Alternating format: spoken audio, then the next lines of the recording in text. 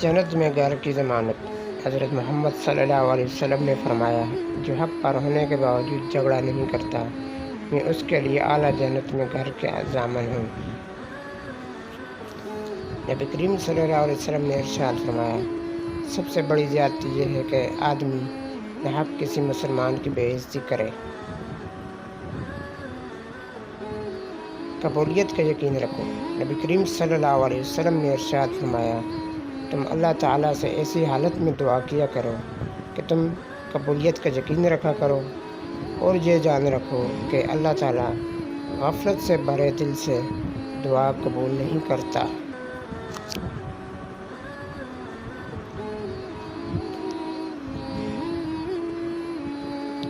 اللہ تعالیٰ نے ارشاد فرمایا، اے میرے بندو، تم رات دن گناہ کرتے ہو اور میں تمام گناہوں کو معاف کرتا ہوں، لہذا مجھ سے بخشش طلب کرو، میں تمہیں بخش دوں گا۔